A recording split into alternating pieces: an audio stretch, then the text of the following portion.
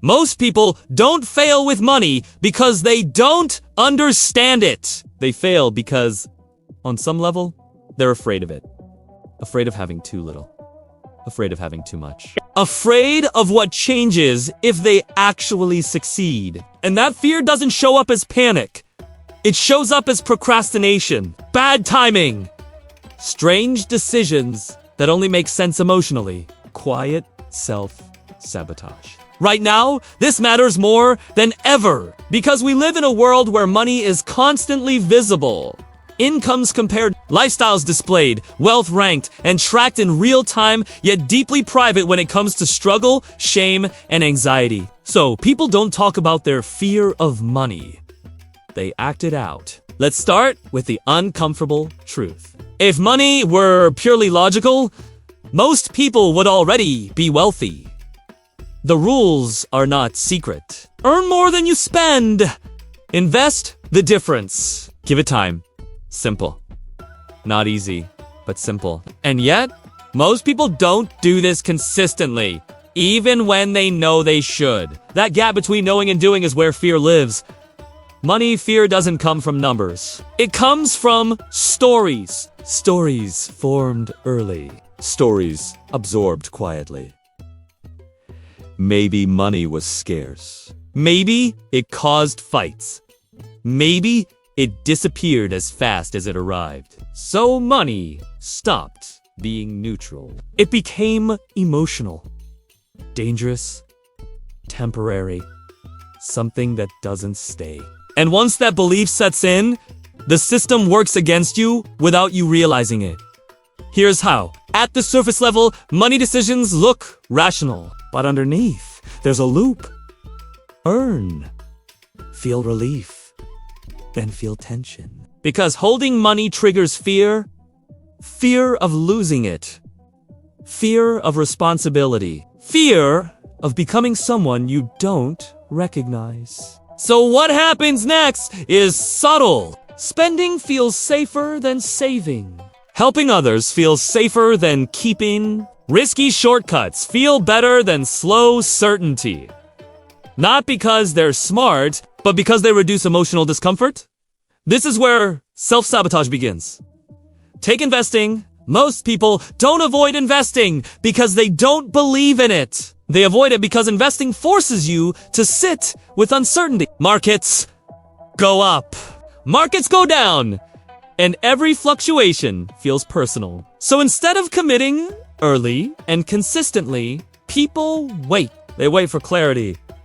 They wait for the right time, which usually means waiting until prices are higher and fear has shifted from loss to missing out. Irony is everywhere in money behavior. People fear losing money more than they fear staying broke.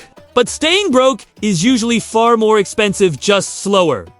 Now let's talk about the math no one likes. Small, repeated avoidance decisions compound just as powerfully as good ones.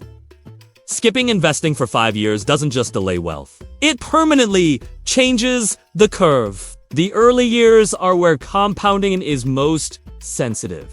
Miss them, and no amount of intensity later fully makes up for it. This isn't motivational. It's mechanical. Time is either working for you or quietly against you. But fear doesn't respond to spreadsheets. It responds to emotion. So people create narratives to justify their behavior. I'm just being cautious. I don't want to be greedy. I'm not a money person. These sound reasonable, but they protect fear, not logic. Because the truth is, wealth doesn't require obsession. It requires tolerance. Tolerance for boredom, for uncertainty, for not feeling ready. And that tolerance is exactly what fear erodes. Now zoom out. Why does this fear feel more intense today? Because the stakes feel higher. Housing feels out of reach. Inflation eats silently. Careers feel less stable. Money isn't just comfort anymore. It's security, identity, future, optionality. So every decision feels heavier, which paradoxically makes people freeze or swing too hard. Some avoid money altogether. Others chase it aggressively, trading stability for speed. Different strategies! Same fear. One hides from money. The other tries to dominate it. Both are reactions, not strategies, and neither builds durable wealth. Here's the part that rarely gets said out loud. For many people, wealth threatens their sense of belonging. Outgrowing your financial environment can feel like betrayal. Friends change. Family dynamics shift. Expectations appear, so staying almost successful becomes comfortable. Enough progress to feel hopeful. Not enough to disrupt identity. That's not laziness. That's self-preservation, but it comes at a cost. Because money doesn't reward intention. It rewards behavior, repeated over time, and fear, left unexamined, quietly shapes that behavior. Now, contrast this with the public narrative. We're told people fail because they don't hustle enough, or budget enough, or manifest the right mindset.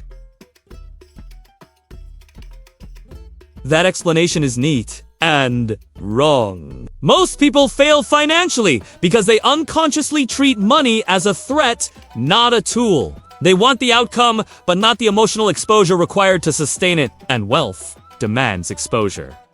To volatility, to delayed gratification, to long periods where nothing exciting happens. That's the part social media skips. No one posts the decade of quiet consistency. They post the moment it finally looks obvious, which feeds the illusion that others are fearless. They're not. They just learn to stop reacting. Now, the long-term implication. If fear drives your money decisions, time magnifies the damage. Not dramatically, incrementally. You don't lose everything at once. You lose options. The option to take risks later. The option to slow down.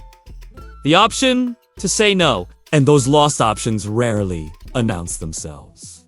They just disappear. So here's the uncomfortable realization. Most financial ceilings aren't imposed by income, intelligence, or opportunity. They're imposed by emotional limits set long before the money arrived. Which raises a final question that's hard to answer honestly. If fear is the thing shaping your money behavior, what happens if you remove it? Not by becoming reckless, not by becoming obsessed, but by becoming neutral. Because money, stripped of story, is just stored effort over time. Nothing more. Nothing less.